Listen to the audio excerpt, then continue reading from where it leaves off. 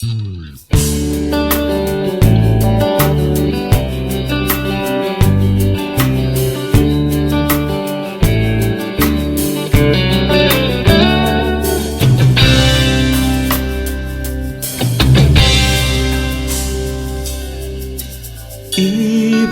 dos, camino de Maús, entristecidos discutiendo. Y sucedió que vimos a Jesús y no supimos conocerlo. Él preguntó: ¿qué cosas discutís? Dijimos lo del Nazareno, muerto en la cruz, en plena juventud. Aún no podemos comprenderlo. Era él, el Mesías de Israel. Muchos llegamos a creerlo. Y ahora que ya hace 3 días que fue sacrificado por el pueblo.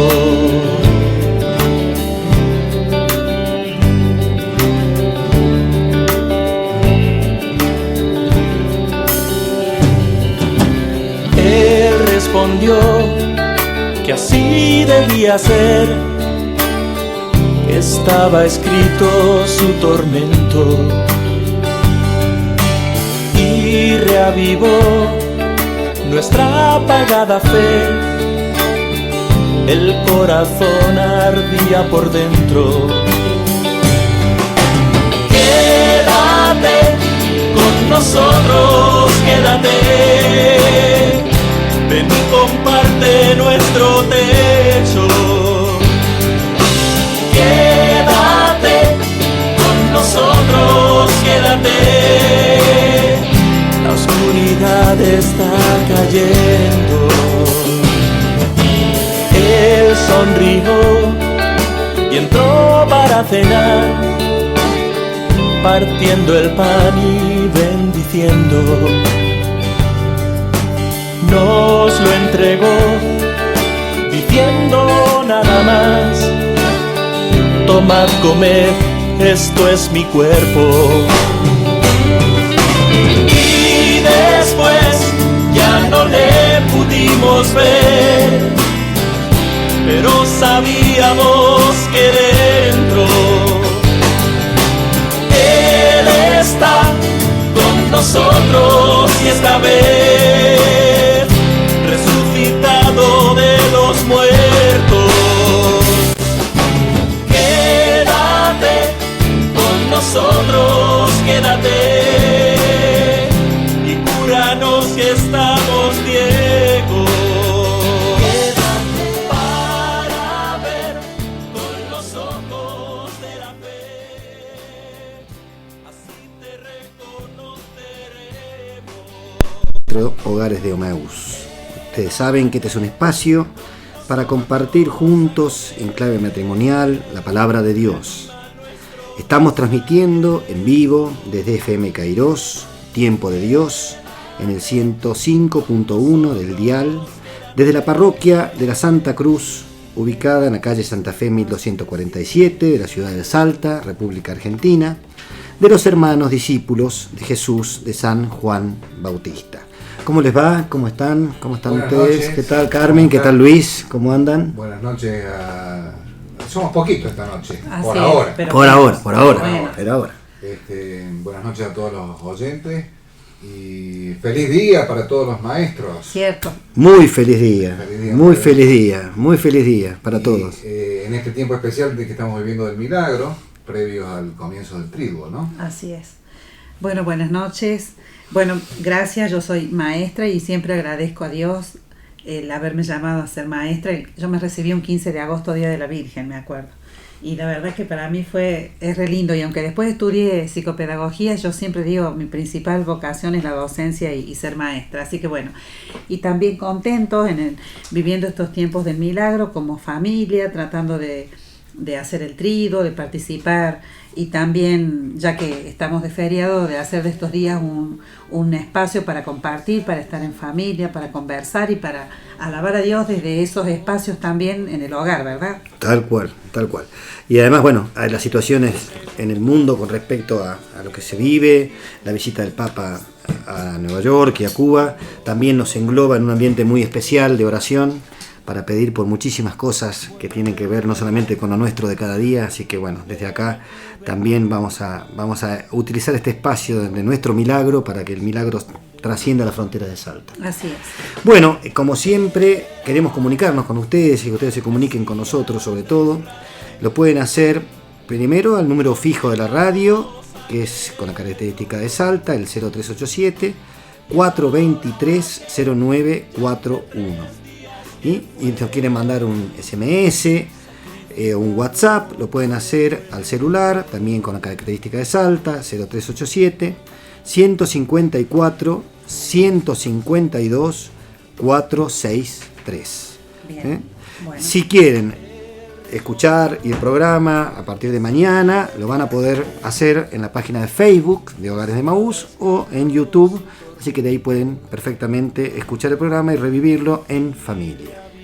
Queremos mandarle un saludo a Gabriel, que está ausente con aviso. Sí, cierto, nuestro gran conductor. Nuestro gran conductor estrella, que hoy está abocado. Hoy ha cedido la posta. Así es, y bueno, a Casiana, que hoy también está con otras cuestiones, así que bueno, como somos equipo, formamos un equipo y entonces bueno, nos acompañamos y podemos no reemplazarnos, pero no, sí... somos irreemplazables. Exactamente, Gabriel, Casiana son irreemplazables, así que bueno, vamos a tratar de hacer las cosas lo mejor posible sin ustedes. Saldrá lo que el Espíritu Santo quiera, como dice doña Carmen. Así es, y un beso ¿Cuánto especial sople? también a Alejandra, que está de rehabilitación de una operación, así que también Ale, un beso muy grande para vos. Bueno, para que antes de pasar al mensaje de Francisco, vamos a rezar hoy todos juntos el Evangelio según San Marcos, capítulo 8, versículo 27 al 35, así que quiera buscar la Biblia, lo puede ir haciendo tranquilo, así después, cuando llegue el momento, lo rezamos todos juntos en clave matrimonial.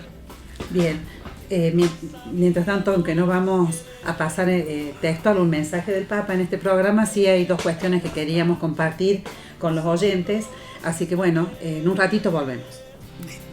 Queremos servir con humildad. Los Hogares de Emaús comparten en FM Kairos, Tiempo de Dios, un mensaje del Papa Francisco para la familia. Tú nos enseñas este gran valor, llenos de fe, ver la Que Dios los bendiga. con afecto y ternura servir a la humanidad. Es el poder del amor. Gracias, Papa Francisco, por acoger el llamado de Cristo.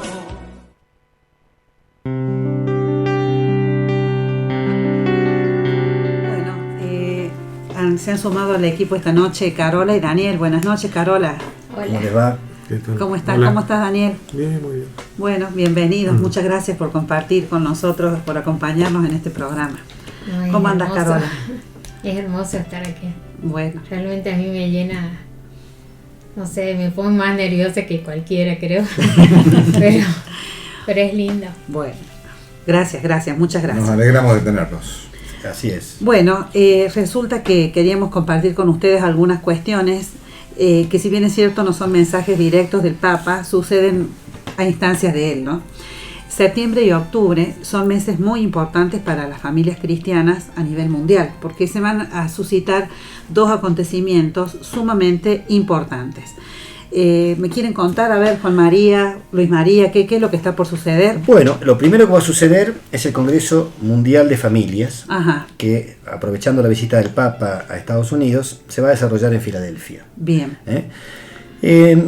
Para mí particularmente, que no conocía mucho este tema ni tenía mucha información, fue muy gratificante conocer un poquito de qué se trata este Congreso, que es una ocasión muy pero muy importante para reflexionar sobre los temas que a nosotros como matrimonios más nos importan, que son justamente los temas de la familia. Uh-huh.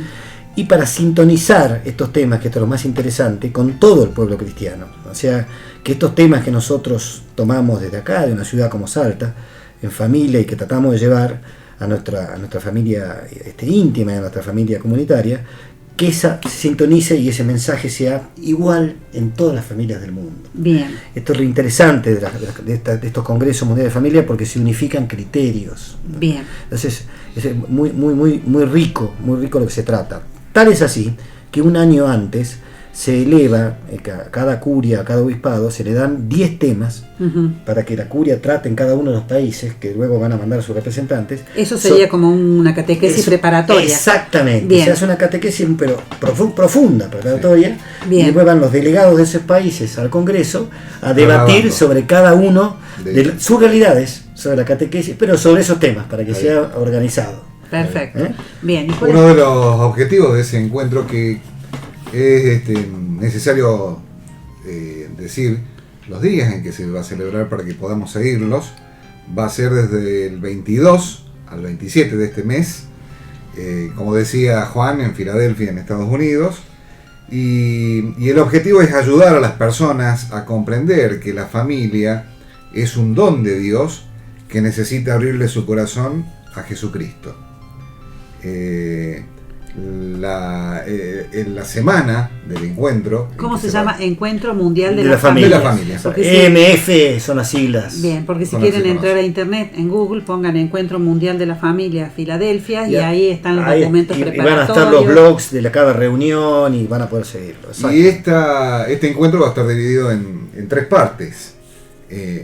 Va a comprender un congreso internacional que va desde el 22 al 25 de septiembre, un festival artístico con el Papa Francisco, en el que también se compartirán diversos testimonios de familias de todos los continentes, y finalmente una misa en el Parque Franklin, Benjamin Franklin, con lo cual se estaría concluyendo este encuentro mundial de familias. Bueno, que ahí vamos a estar nosotros. ¿Por qué? Les cuento. Ustedes saben que mandamos los encuentros de Hogares de Emaús vía mail todos los fines de semana, y los recibe gente de todo el mundo. Uno de los matrimonios que los reciben son Homero y Olga, que viven en la diócesis del Durazno, en Uruguay, y que nos mandan muchísimo material porque allí trabajan a full, y ellos están yendo a Filadelfia y van a participar de esta misa en el Parque Benjamin Franklin con el Papa. Así que yo les pedí que nos lleven en su corazón a todos nosotros, a la radio, los Hogares de Emaús, a la hermana Alejandra, así que hasta tanto podamos ir de cuerpo presente. Al próximo nos conformamos con que nos lleven a la Eucaristía y que espiritualmente podamos compartir como Hogares de Emaús a través de Homero y de Olga. Estos encuentros mundiales de las familias se celebran cada 3 años, así que en una de esas, el próximo, vamos. Claro. Y fueron, digamos, creados a instancias de San Juan Pablo II en 1994. Hasta ahora ya se han desarrollado en Roma, en Río de Janeiro, en Manila, en Valencia, en México y en Milán.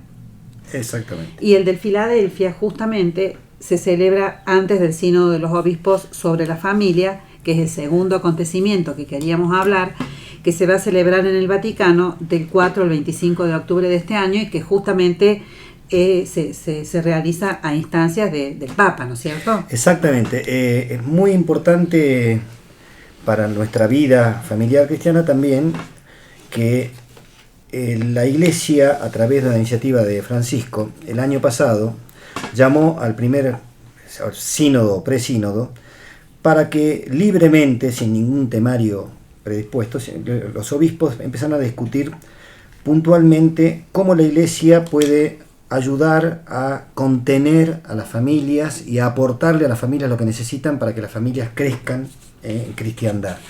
Esto, de ese presínodo que se hizo el año exactamente en octubre del año pasado, uno a veces tiene la idea incorrecta de que el Papa impone temario o impone particularmente puntos de vista, y es todo lo contrario. Lo que el Papa abre la puerta a la discusión sin poner ningún tipo de temario. Por supuesto, el tema general es la familia, pero le dice a los obispos: discutamos simplemente cómo, de acuerdo a las realidades, ¿no? Exactamente, que cada obispo tenga un año en su diócesis como si fuera la misma catequesis pastoral que se hace para el encuentro de la familia. Bueno, esto sería cada obispo con encuestas armadas que se hacen a nivel de familia, o sea, con todo bien documentado, tiene un año para preparar una realidad de cómo es la realidad de las familias en, por ejemplo, el obispado de Argentina. Eso se lleva después este año, ahora, como conclusión final, durante un mes entero casi, donde van todos los obispos que se les ha encargado esta tarea, más otros que se suman, que digamos que son más bien consultores. ¿Por qué? Porque el Papa les dijo siempre, conversen, charlen las realidades, saquen conclusiones y eleven un documento final. Ese documento final es el que llega a la mano del Papa. A partir de ahí del Papa, ahí sí se espera, como toda situación de documento generado por los obispos, el Papa tiene la potestad de la exhortación apostólica final. O sea, le da título pastoral a lo que los obispos han preparado. Pero es muy importante, sobre todo para los críticos de la acción de Francisco con respecto al tema de la apertura en la iglesia. Él no interviene en el tema, no dicta sobre el tema, es la realidad que los obispos ven y que discuten, que es la realidad que nos toca a todos.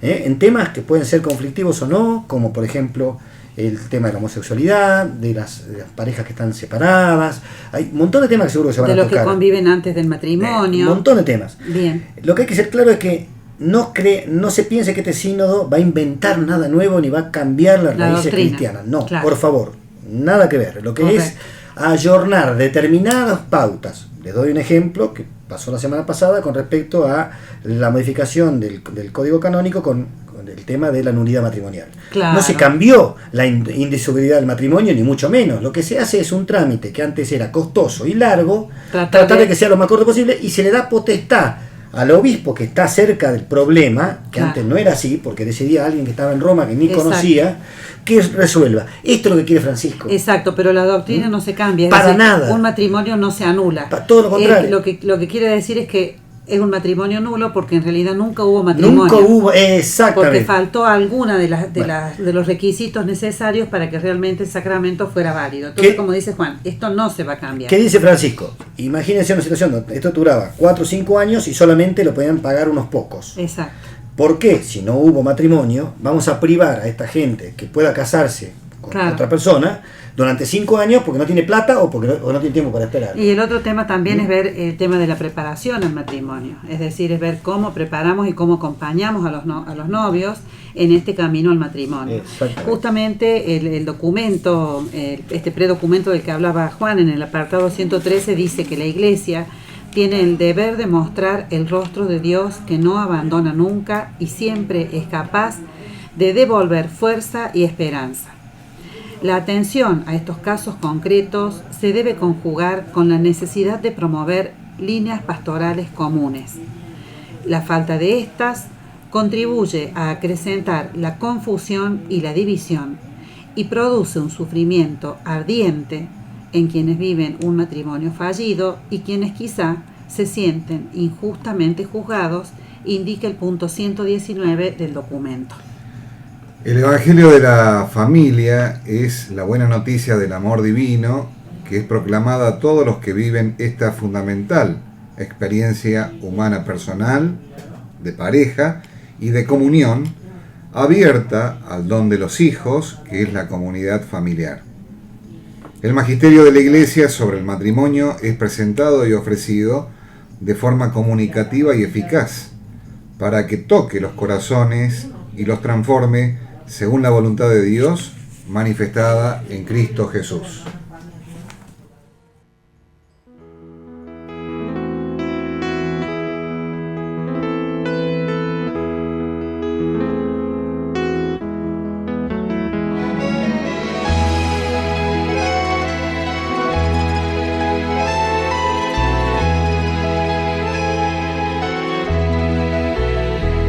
Me descubro pensando en tu nombre, repitiendo casi sin cesar nuestros 2 apellidos unidos, y sonrío. ¿Qué será? Sobre el piano tu foto me mira y me descubro besándola, imaginando el día en que ya no haga falta abrazarte a través del cristal. Y me quedo pensando en los días que vendrán, que vendrán. Ay, ay, ay, ay, ¿qué voy a hacer con el amor de esta mujer que me vuelve loco y no puedo dejar de pensar y soñar?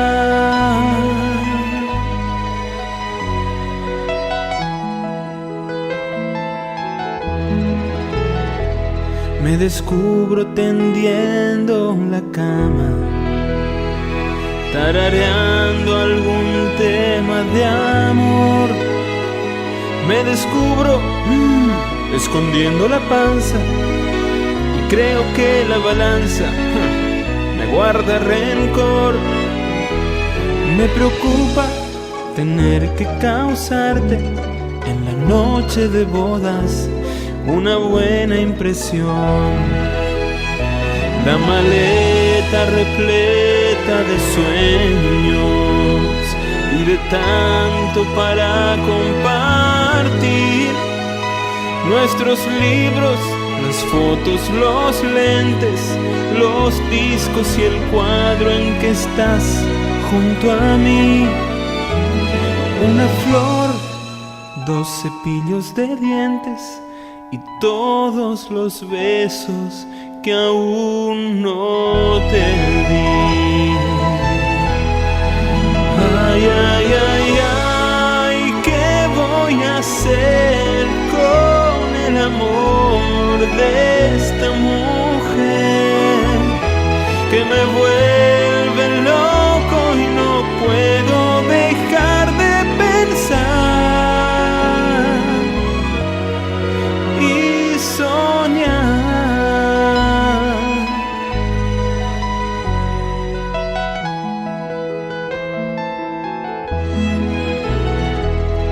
Me descubro pensando en mañana y en los nietos que un día vendrán. Tus cabellos vestidos de canas y tu belleza inmune a la tercera edad. Y a tu oído con mi voz de viejo susurre, viejita, te amo cada día más.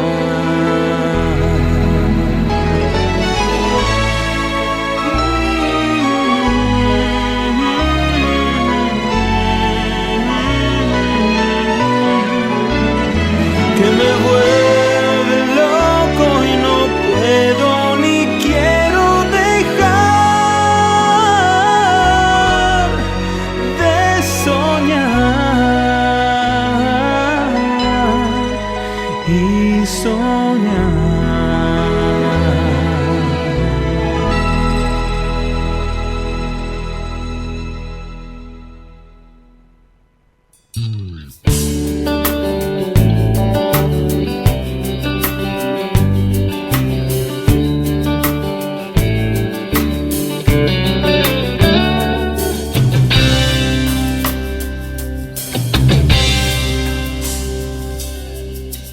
Íbamos dos, camino de Maús. Bueno, estamos en el segundo bloque, después de haber compartido estas dos cuestiones tan importantes que se van a vivir en septiembre y octubre. Y Carolita, tenías que mandar saludos. ¿A quiénes querías saludar? A ver. Un grupo de amigas que le mando el evangelio, que somos amigas de hace mucho, Ajá. que se llaman Las Dulces Soñadoras. porque así se llamaba el jardín de infantes que iban nuestros hijos. Ajá. Somos mamás de los chicos que ya eran Grandes. re, imagínate. Claro. Así que a ellas les mando un beso grande porque ellas están escuchando y a partir de este viernes van a empezar a escuchar todos los viernes. Bueno, Muy bien. y les recordamos si quieren enviar algún SMS o algún WhatsApp al 387-154-152463. En el Evangelio de hoy vamos a hablar del tema de la renuncia a sí misma, a sí mismo, del tema de las cruces, de quién es Jesús para nosotros. Así que si quieren hacer aportes o preguntas, al 387-154-152463, y Daniel va a estar donando una lámina del Señor y la Virgen del Milagro que va a estar acá el viernes que viene, Bueno. para sortear entre todos los que manden el WhatsApp. Muchas gracias, Daniel. Bueno. Bueno, ahora sí vamos a la parte central de nuestro programa, porque como Hogares de Maús sabemos que tratamos de vivir nuestro matrimonio y de nuestra espiritualidad matrimonial a la luz del Evangelio.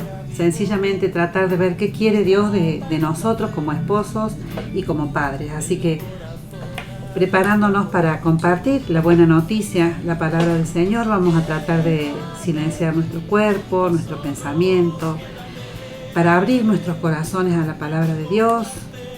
Vamos a respirar profundo para que el Espíritu Santo llene nuestro cuerpo, nuestros pulmones, nuestro corazón, porque es ahí donde anima la palabra.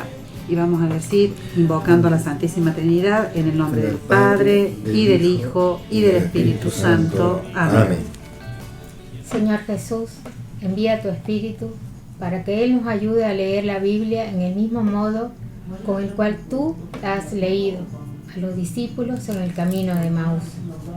Con la luz de la palabra, tú les ayudaste a descubrir la presencia de Dios en los acontecimientos dolorosos de tu condena y muerte. Así, la cruz, que parecía ser el final de toda esperanza, apareció para ellos como fuente de vida y resurrección. Crea en nosotros el silencio para escuchar tu voz en la creación y en la escritura, en los acontecimientos y en las personas, sobre todo en los pobres y en los que sufren. Que tu palabra nos oriente para que, como los discípulos de Maús, podamos experimentar la fuerza de tu resurrección y testimoniar a los otros que tú estás vivo en medio de nosotros, como fuente de fraternidad, de justicia y de paz. Te lo pedimos a ti, Jesús, Hijo de María, que nos has revelado al Padre y enviado tu Espíritu. Amén. Amén. Lectura del Santo Evangelio según San Marcos. En aquel tiempo, Jesús y sus discípulos fueron a las aldeas de la región de Cesarea de Filipo. En el camino, Jesús preguntó a sus discípulos: ¿Quién dice la gente que soy yo? Ellos contestaron: algunos dicen que eres Juan el Bautista, otros dicen que eres Elías, y otros dicen que eres uno de los profetas. ¿Y ustedes quién dicen que soy?, les preguntó. Pedro le respondió: tú eres el Mesías. Pero Jesús les ordenó que no hablaran de él a nadie. Jesús comenzó a enseñarles que el Hijo del Hombre tendría que sufrir mucho y que sería rechazado por los ancianos, por los jefes de los sacerdotes y por los maestros de la ley. Les dijo que lo iban a matar, pero que resucitaría a los 3 días. Esto se lo advirtió claramente. Entonces, Pedro lo llevó aparte y comenzó a reprenderlo. Pero Jesús se volvió, miró a los discípulos y reprendió a Pedro diciéndole: apártate de mí, Satanás. Tú no ves las cosas como las ve Dios, sino como las ven los hombres. Luego Jesús llamó a sus discípulos y a la gente y dijo: si alguno quiere ser discípulo mío, olvídese de sí mismo, cargue con su cruz y sígame. Porque el que quiera salvar su vida la perderá, pero el que pierda la vida por causa mía y por aceptar el Evangelio, la salvará. Es palabra del Señor. Gloria a ti, Señor Jesús.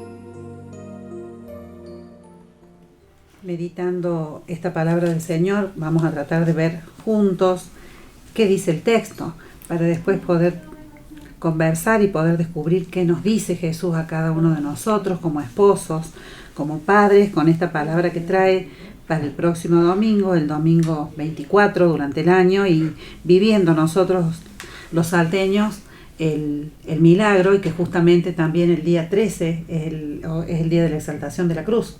Así es. Así es. Bueno, Juan, ¿querés contarnos un poquito? Bueno, empezamos por marcar que el texto de este Evangelio en el tiempo ordinario trae por primera vez el anuncio de la pasión y muerte de Jesús. Él mismo se los anuncia a sus discípulos, el intento de Pedro de eliminar la cruz de Cristo y la enseñanza de Jesús sobre las consecuencias que realmente tiene que tener la cruz para los discípulos. Pedro no entiende la propuesta de Jesús sobre la cruz y el sufrimiento. Él aceptaba a Jesús Mesías, pero no como Mesías sufriente. Pedro estaba condicionado por la propaganda del gobierno de la época. Recuerde que esto es siempre muy importante, poner el Evangelio en el contexto en el que estaba tanto Jesús como los discípulos viviendo. Ese Evangelio hablaba del Mesías solo en términos de rey glorioso, pomposo, no para nada sufriente. ¿Cuántas veces Jesús rechaza el que se lo nomine rey en los términos del reino que había, que era el rey romano, por supuesto? Pedro parecía ciego, no entreveía nada, no entendía lo que Jesús quería decirle, sobre todo que Jesús no quería que Jesús fuese como él lo quería ver Dios impoluto, sin sufrir, no en la faz humana. Esto es lo que Pedro deseaba.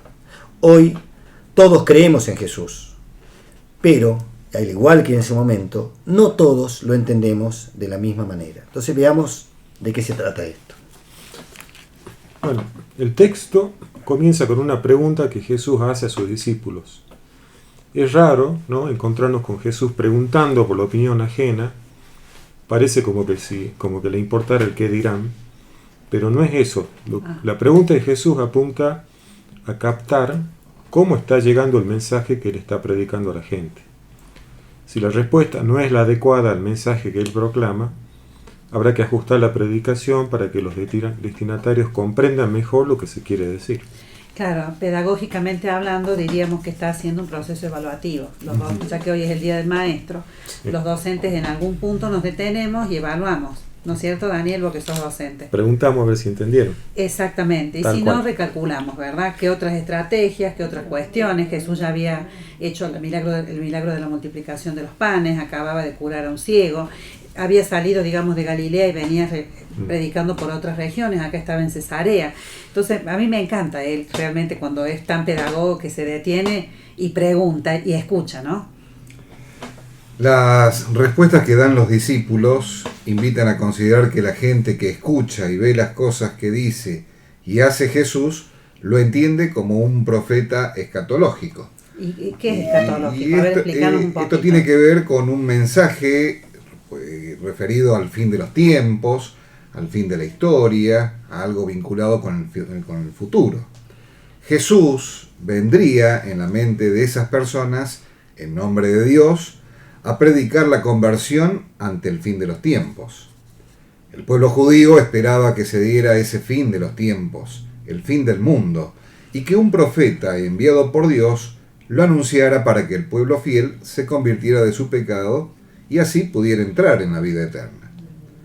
Juan el Bautista predicó de ese modo, y Elías fue el profeta que Dios no dejó morir, sino que se llevó al cielo en un carro de fuego.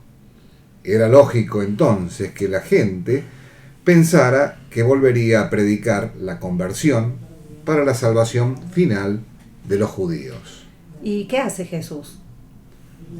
¿Qué suscita? ¿Qué produce? A ver, ¿quién me cuenta? Carola, ¿te animás? Pero Jesús nos sorprende, como siempre, y da una vuelta de rosca. Sería bien lo que piensan los demás, que es lo que siempre hacemos. Claro. Y ustedes preguntan a los discípulos, ¿qué piensan? Yo creo que esa pregunta tendríamos que hacernos nosotros y a todo el mundo, ¿no? Totalmente. Ante esa pregunta, algunos de nosotros podríamos pensar que Jesús está tomando examen a sus discípulos. Sus opiniones no son meros testigos, también son protagonistas. Y Pedro, en nombre de todos, responde lo que ellos piensan. Tú eres el Mesías. La respuesta de Pedro es más cierta y adecuada que la de la gente. Pero la imagen del Mesías en esa época era la del Salvador nacional.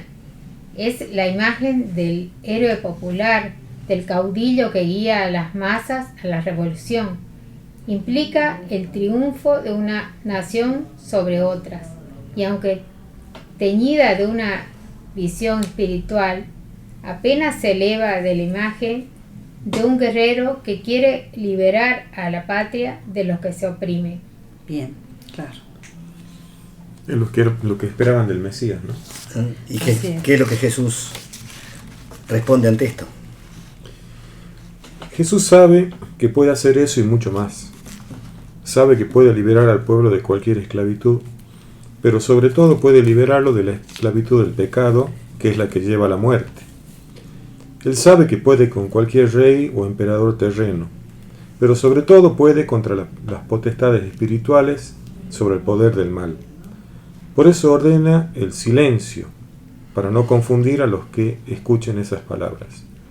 La misión del Mesías, como la entiende Jesús, es la de redimir a toda la humanidad y no solo salvar a un pueblo. Claro, claro, justamente cuando los discípulos empezaban a pensar en el Mesías por ellos esperado, en este caudillo del que hablábamos, que iba a liberar a la patria de los que la oprimen. Hoy podríamos decir, bueno, un San Martín, por ejemplo, esperaban a alguien en el caballo blanco que los liberara. De la dominación de Roma, digamos. Exactamente. Era un caudillo, un Mesías político quería. Totalmente. Pero al mismo tiempo, los entendidos de la ley de aquella época también esperaban un anuncio para la salvación y la conversión de los pecados del pueblo judío. Es decir, por un lado el pueblo, la liberación de la opresión, y aquellos que estaban ligados un poco más a la religiosidad, la salvación del pueblo judío. Y acá es lo transformador que produce Jesús, ¿no? Es una misión de liberación diferente a la que ellos pensaban, pero que abarca a toda la humanidad, ¿no? Claro, pero justamente cuando los discípulos empezaban a soñar en esto, en este Mesías, en este caudillo, en este caballo blanco, por decir así, Jesús como que los para en seco, ¿no? Y comienza a enseñarles que el Hijo del Hombre tendría que sufrir mucho, que sería rechazado por los ancianos, por los jefes de los sacerdotes, por los maestros de la ley, y que lo iban a matar, y que él resucitaría a los 3 días. Imagínense que los desorientó, les dijo, bueno, basta, le puso un punto final a las fantasías y con mucha claridad les dijo, no es así. Estas aclaraciones de Jesús acerca del sufrimiento alejan las falsas expectativas de los discípulos, ¿no? El sufrimiento, el rechazo, la muerte y la resurrección son el camino que Jesús les marca, el plan de Jesús que presenta, digamos, de alguna forma para llegar a la salvación. Ahora, pensemos, estos hombres siguen, después de esto, al lado de Jesús, cuando teóricamente, por su condición de espiritualidad y social, Jesús le venía a transformar, pero él les habla que a pesar de eso, tienen que seguir a alguien que va a sufrir, que va a ser odiado, rechazado, ¿no? Claro. Justamente la figura de Pedro, y vuelvo a como comenzamos a entender el texto, es la que más creo que me identifica o nos identifica a todos, ¿no? Totalmente. Porque hoy por hoy seguimos con esa situación nuestra de, queremos imponer lo que nosotros pensamos que Jesús tenía que hacer, aún hoy. Totalmente. Volvemos al mismo problema, fíjense, y además con tal vehemencia que Pedro, lo dice muy claro que el Evangelio, lo reprende a Jesús. Mirá, ¿qué es lo que hacemos nosotros? Sí. Nosotros, en vez de decir Dios que sea su voluntad, le decimos, che, hacé la que yo quiero. Claro. Y hasta me enojo cuando no la hace. Claro, totalmente. ¿Eh? Totalmente. Pedro, justamente, está tan traspasado por la realidad de que se le cayó el héroe, se le cayó el Salvador, que sale de sí, lo reprende, y fíjense, volviendo al día del maestro, qué gesto educativo y claro de Jesús, sobre todo muy claro, como él es muy, muy directo, mirando a los discípulos le dice directamente a Pedro, retírate. Diciendo, Satanás, Durísimo, andate, durísimo, fuera, listo, durísimo. sin vuelta. Porque sabemos cómo se amaban Pedro y Jesús, ¿no? Imagínense lo que debe ser para Pedro, más que Jesús le diga, Retira. listo, andate, no servís al plan de Dios, fuera. Bueno, sería bueno entender, porque con esta palabra Jesús desliga a Pedro, llamado vocacional. Es directamente como si le dijera, mira, así como estás, no me podés seguir. Volvé a tus cosas de pescador y salí. Imagínense que pensáramos nosotros un segundo, No, me muero, yo me muero. que Dios nos diga eso hoy. Cuando nosotros queremos hacer nuestra voluntad, cuando nosotros queremos pasar sobre Él, Dios nos está diciendo, muchachos, por ese camino no, sigan en la suya, Claro. pero no sirven al plan de Dios. Claro. No le escribimos al bulto, es así, derechito, y el mensaje que le dio a Pedro nos lo está dando hoy a nosotros. Suponemos que Pedro ha quedado totalmente perplejo con esta respuesta. Debe ser un balde de agua fría, como le debería ser para nosotros. Al ponerlo atrás, le están indicando a Jesús claramente a Pedro cuál es su lugar. Pedro es discípulo, nosotros somos discípulos. El único maestro es Jesús, es Dios. Esto es muy importante, porque este deseo de triunfo y dominio de las fuerzas del mal, Satanás, justamente, el lema que Jesús elige para mostrarle lo que equivoca está Pedro. Claro. En realidad lo que estamos pretendiendo nosotros y pretendían los discípulos era una especie de Satanás, Claro. que no, todo lo contrario. Finalmente Jesús concluye, si alguno quiere ser discípulo mío, olvídese de sí mismo, cargue con su cruz y sígame. Repito esta frase, si alguien quiere ser discípulo mío, que se olvide de sí mismo, que cargue su cruz y después que me siga.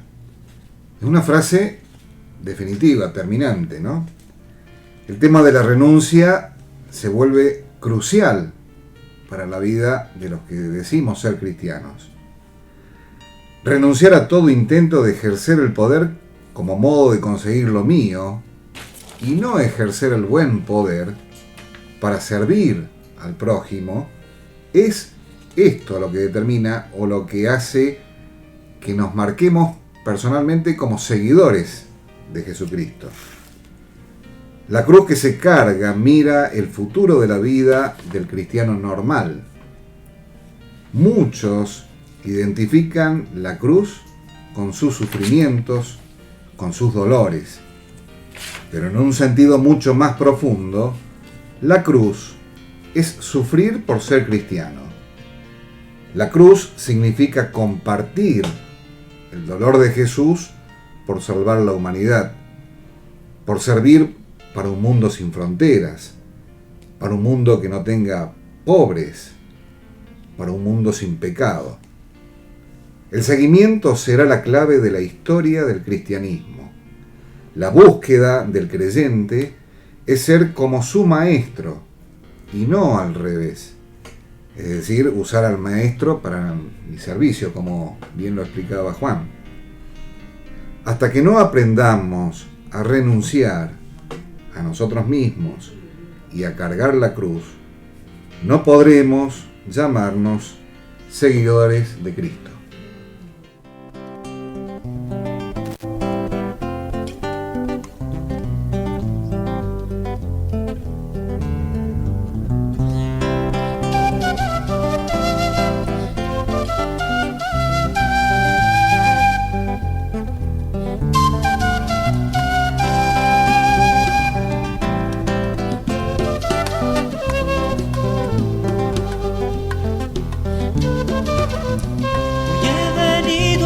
A ti, pues ayer tú me lo has pedido.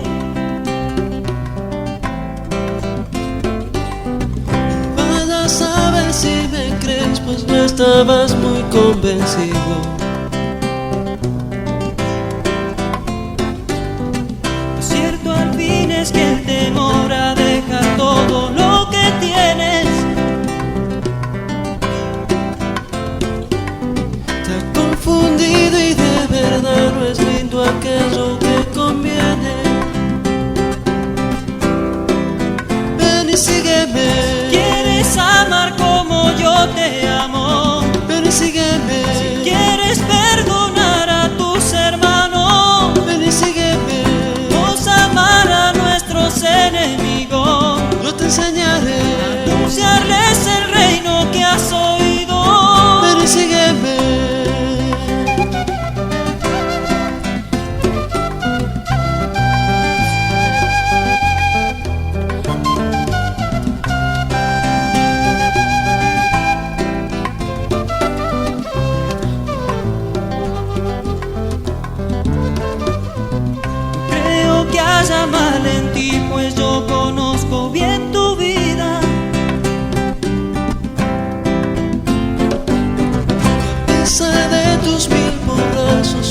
todo peso no es calidad. Además, ¿quién si no eres tú? Por algo yo te he elegido. ¿Tú no crees que de ti dependa que otros hacen el camino? Ven y sígueme. Si quieres amar como yo te amo, ven y sígueme. Si quieres perdonar a tus hermanos, ven y sígueme. Vamos a amar a nuestros enemigos. Yo te enseñaré a anunciarles el reino que has oído. Ven y sígueme. Y olvida esto de sentirte tan solo. Te acompañaré cuando estés bien triste y de cualquier modo. Yo seré tu luz cuando el sol caiga al terminar el día. En mí hallarás paz, amor, confianza, vida y alegría. Ven y sígueme. Ven y sígueme. Ven y sígueme. Ven y sígueme.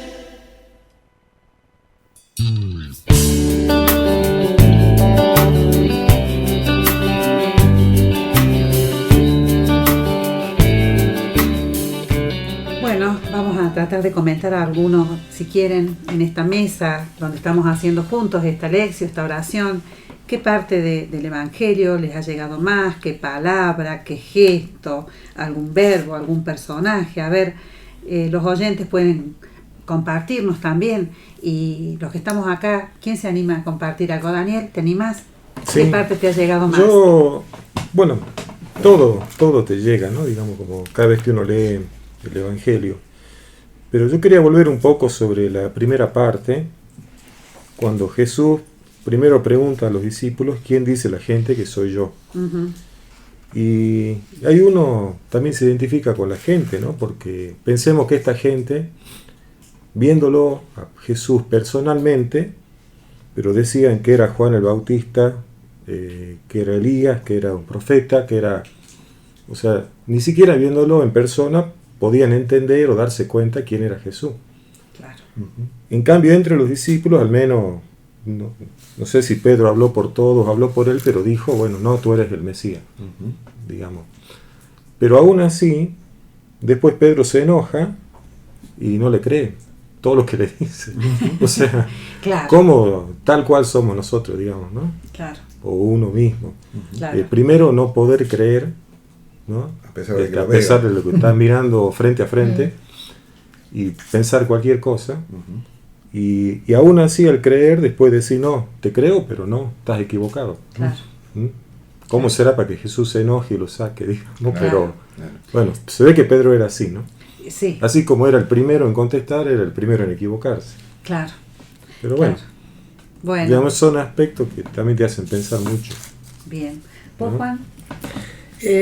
Yo tomo el tema de que ese foco, la interpretación de Cristo cuando nos dice olvídense de sí mismo y carguen con su cruz. ¿Qué entendemos cada uno por esa cruz? Es como la misma iglesia promulgaba en un momento, la cruz del dolor, la cruz del sacrificio permanente por el sacrificio en sí mismo. Ese es el camino que nos pide Cristo cuando nos dice, cuando nos habla de la cruz, o es otra la cruz que nos está diciendo.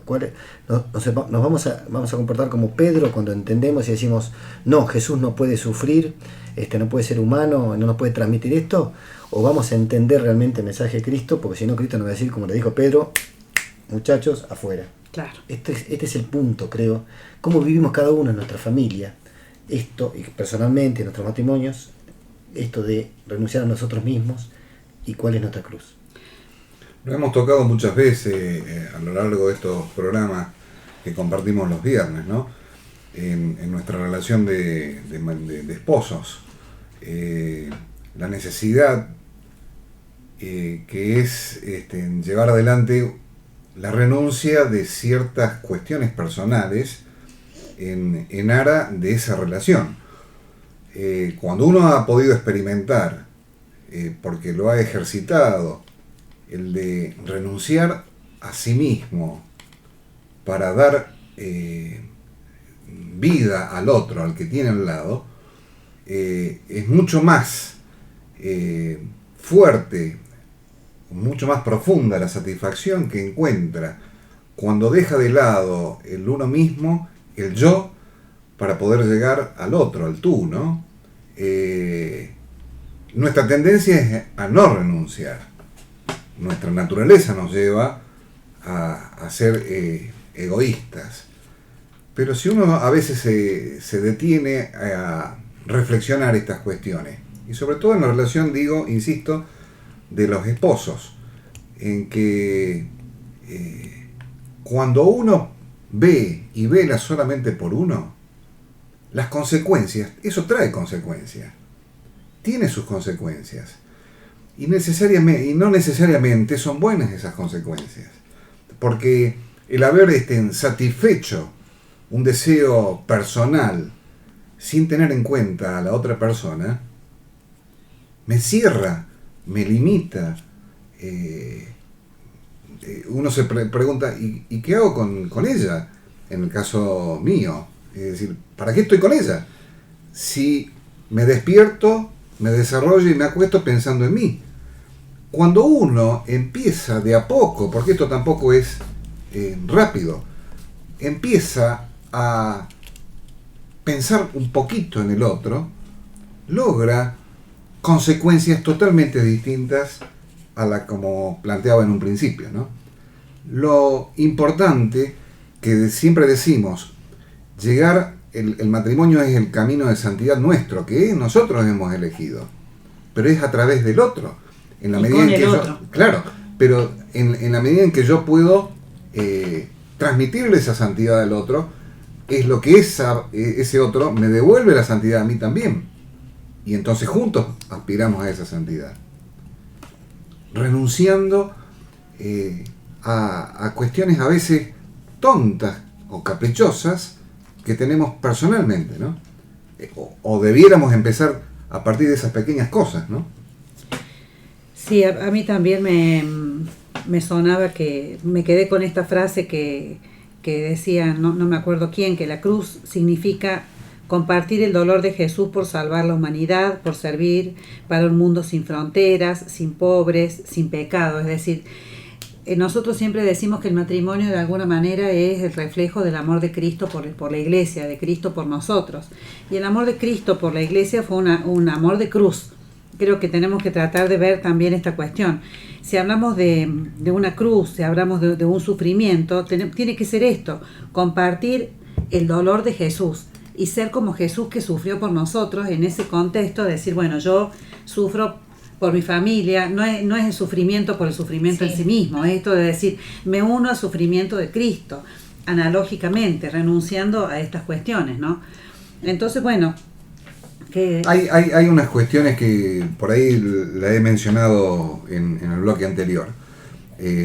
Creo que el poder, el tener y el placer son cosas buenas, son cosas creadas por Dios. Pero cuando uno en la relación matrimonial o en la relación con los hijos, por ejemplo, utiliza o mal utiliza el poder, el placer, el tener, se limita a buscar ese tipo de cosas desde uno mismo. Y quizás la renuncia pasa por esas cuestiones, en no renunciar a hacer el poder para dominar a otros y no para servir. El renunciar de a poco al tener para sobresalir, y en vez de compartir. Y el placer, renunciar al placer propio, es decir, tratar de que lo pasemos bien con otros, ¿no? Un poco me parece que el renunciar no es, o el llevar adelante un sacrificio o la cruz no detenta tanto el sacrificio del dolor desde el punto de vista humano, sino el de poder transformar esa negatividad que tenemos en estos aspectos que yo mencionaba, en el poder, el placer y el tener, ¿no? Por ejemplo. Claro. Entonces, por ahí, como esposos o como familia, nos podríamos preguntar Es decir, Pedro no entiende la propuesta de Jesús, ¿no? Nosotros la entendemos, renunciar a nosotros mismos, tomar la cruz y seguirlos en este sentido que venimos hablando. Yo creo que en un matrimonio la renuncia tiene que ser diaria. Ajá. A veces yo creo que uno, o sea, en mi caso, por ejemplo, yo a veces estoy malhumorada, tengo mis defectos. A veces nomás, ¿no? A veces, no siempre, menos mal, Daniel. Es una ventaja, Daniel, porque ella te está aportando para que vos seas más santo. Entonces, pero a pesar de eso, creo que, y a pesar de las cosas físicas que me pasan. A ver, contale a la gente que por ahí no sabe. ¿Qué cosas físicas te pasan, Carola? Yo, por ejemplo, no me puedo mover por mí misma sola. Uso bastones canadienses que ya no manejo, porque antes sí podía manejar, pero ahora dejé de manejar porque yo lo decidí, porque realmente no me siento, digamos, capacitada para eso ahora, que tengo fe que voy a volver a manejar, aunque sea. Ajá. ¿No? Porque lo que quiero, en realidad hay cosas que me pasan, que es como, por ejemplo, que yo tengo unas amigas que van al hospital, que ayudan, que van y hablan con los niños o qué sé yo. Y hay cosas que me gustaría a mí hacer, como eso, por ejemplo. Pero bueno, hay situaciones que no puedo hacer y no me pongo triste porque, por ejemplo, aunque sea en mi cama, ahora estoy sin dolores, pero hay veces que sí amanezco, pero no le doy mucha importancia a eso. En mi cama mando WhatsApp, tengo muchos grupos de donde mando el evangelio y cada vez me siento más feliz porque me agradecen que se los mande, o si no se los mandé me pregunta qué pasó con el evangelio que no lo mandé, porque lo mando temprano. Entonces para mí esas son satisfacciones. Y en el caso de mi matrimonio, o sea, yo soy feliz al lado de Daniel. He aprendido tantas cosas porque aprendí cosas que no las viví y soy feliz porque por Dios siento que hay amor en mi familia y mis hijos son buenos y eso es lo que nos da Dios a cada matrimonio, a cada familia, ¿no? Carola, de que tus hijos sean buenos. Te pregunto, o vos, Daniel, contame, ¿cuándo se le declaró esta situación a Carola? No cuando ustedes se casaron, ¿verdad? Fue después. Después. ¿Cuántos años después? En el 97. En 98. 98. Uh-huh. Ya llevaban como 6 años de casados, más o menos, 6 o 7. Sí. Bien. Y ahí vos, Carola, se te declara este lupus, ¿verdad? O sea, el lupus se me declara antes de casarme. Él Antes sabía de mi lupus, solo que no me tenía pasaba nada. Sintomatología no estaba, claro. No tenía consecuencias. En el 98, que fue por un montón de cosas que en realidad no debieron pasar, pero bueno, sucedió, porque fue negligencia médica también. Claro. Que fue lo que me pasó, digamos, físicamente, de tener problemas porque tuve un ACV y estuve sin poder manejar mi pierna derecha, mi brazo derecho, y fui logrando haciendo cosas, o sea, logrando hacer lo que no podía hacer. Bueno, ahora me operé en el 2009 por unos dolores que tenía fuertes, que en realidad tampoco me debí operar, pero bueno, porque mi médica, la de lupus, que es mi doctora Crespo, ella me pidió que no me operara. Y yo le decía, no, doctora, me va a pasar mi dolor. Es que la verdad que había sufrido tanto de dolor que... ¿Y vos vivís esta situación como una cruz que Dios te mandó? O sea, no sé si es cruz en realidad. Lo que sí, o sea, lo que te puedo decir es que me pesa y la llevo conmigo. ¿Me pesa en qué sentido? Que lo que yo decía antes, que me gustaría hacer más cosas. Pero hacer un montón de cosas, Carola. Pero a pesar de eso, de que no puedo movilizarme así como el resto, qué sé yo soy, si a mí me dicen que convoque personas, yo convoco y te puedo asegurar que creo que eso es el don que tengo. convoco a mucha gente, Daniel, de lo que sea. Claro, y a vos te pregunto, ¿vos pensás que esta situación ha sido una cruz o que ha sido una posibilidad de vivir en ustedes la fe de una manera diferente, de acrecentar el vínculo con el Señor? ¿Cómo lo has vivido vos? Sí, puede ser así. Lo que pasa es que uno no sabe qué hubiese pasado si no estaba esto, digamos. A veces uno dice, bueno, por algo será. O para algo será. O para algo. O bueno, hay que tomarlo como algo que pasa. Claro, no como un castigo, digamos. Yo no creo que el Señor te mande ni a que te muera en un accidente o que te dé una enfermedad, o por más que sea para tu bien. No creo. O capaz que ese es lo mejor para vos, aunque uno no lo crea, digamos, ¿no? Como la historia esa del ciego que siempre pedía, que quería ver, le pedía a Dios que quería ver y que se haga tu voluntad. Que quería ver, pero que se haga tu voluntad. Hasta que un día se olvida de decir que se haga tu voluntad y empieza a ver. Y estaba feliz de la vida. Y después se acordó y le volvió a pedir y Dios otra vez lo puso ciego. Porque les dijo, era lo mejor para él. Claro. Dios sabrá por qué, digamos. Claro. Y bueno, si es la voluntad de él, bueno, será por algo. Claro. Y si no, bueno, cosas que pasan, nada más. Y ese es el tema, justamente, tomar cada una de estas situaciones como esto que decíamos, como algo que me redime, como algo a través de lo cual Dios me pide renunciar a mí misma y seguirlo.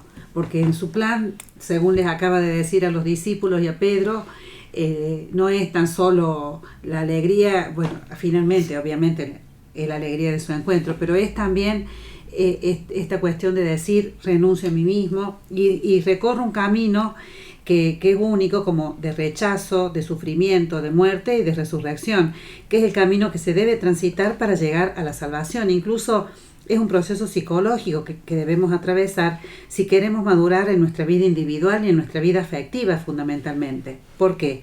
Porque cualquier cambio positivo trae sufrimiento por abandonar actitudes anteriores que a veces ya estaban grabadas en nuestro corazón y transformadas en hábitos. El rechazo es natural, el cambio de criterios y también por ello de conductas, que por ahí lleva al alejamiento de grupos o de costumbres que nos rodeaban, y también la muerte, el ir muriendo a nuestras cosas de todos los días para lograr una vida nueva. Es decir, tenemos que morir a una vida anterior, o como pasa con la semilla del grano de trigo, solamente muriendo es que tiene vida.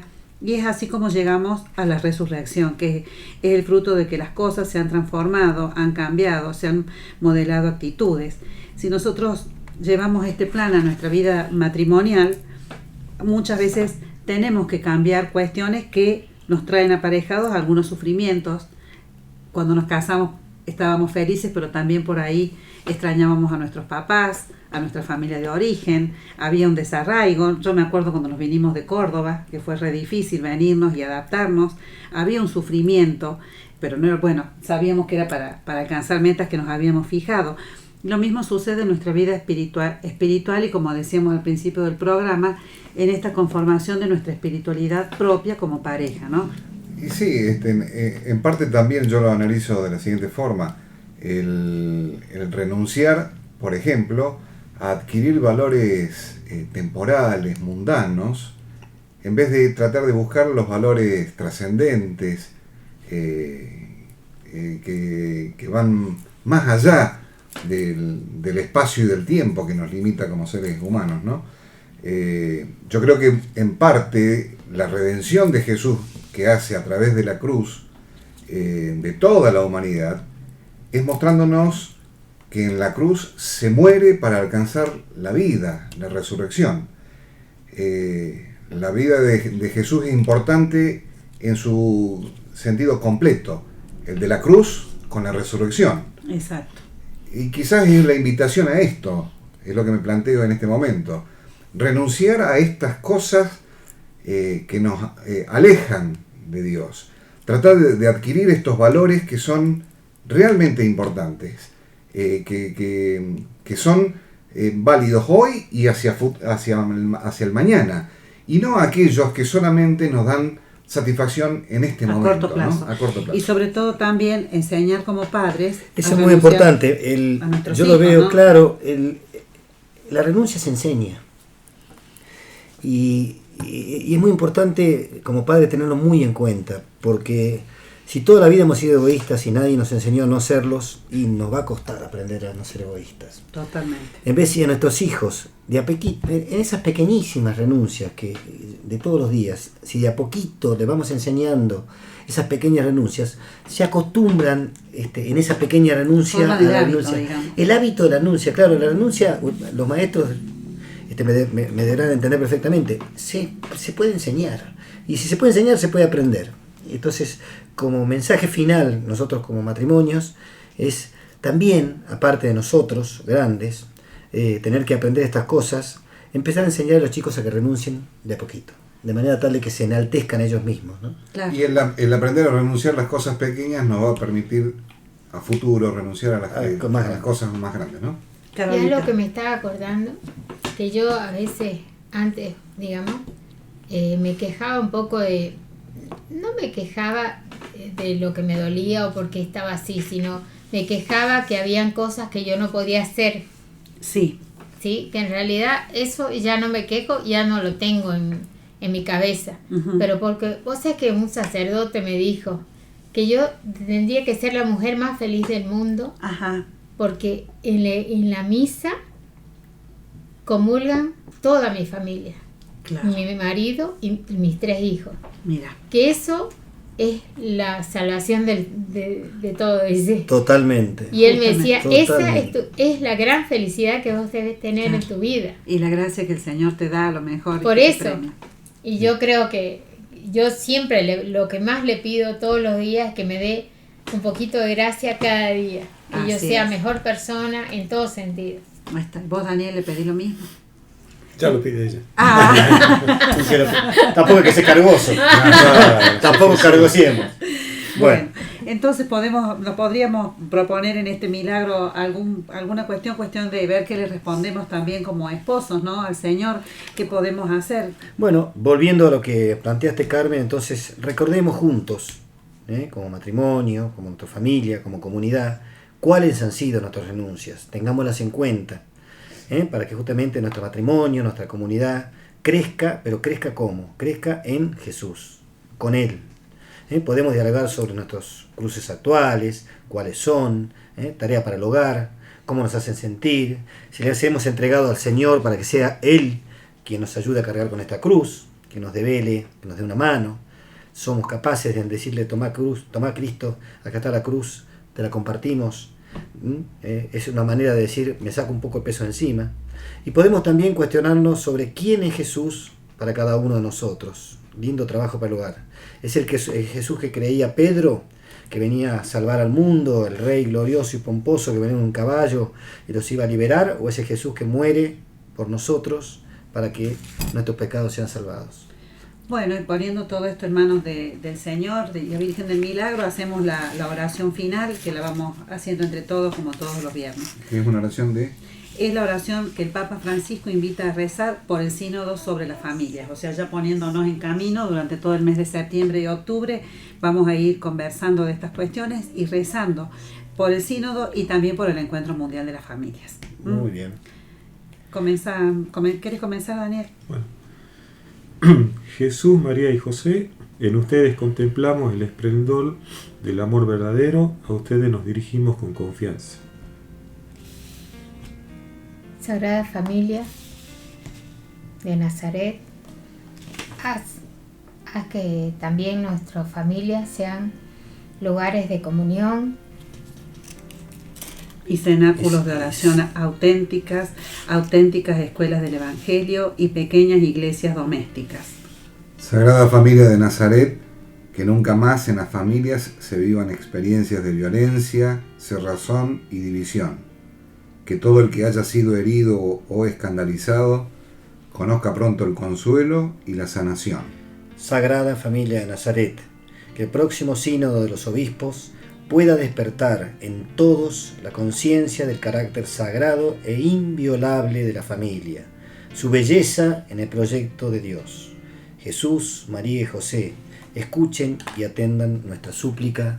Amén. Todo en tus manos, José. María. María. Todo en tus manos, José. Que tengan una bendecida semana y si Dios quiere nos encontramos el próximo viernes. Feliz milagro para todos. En el nombre del Igualmente. Padre, del Hijo y del Espíritu Santo. Amén. Escala luz,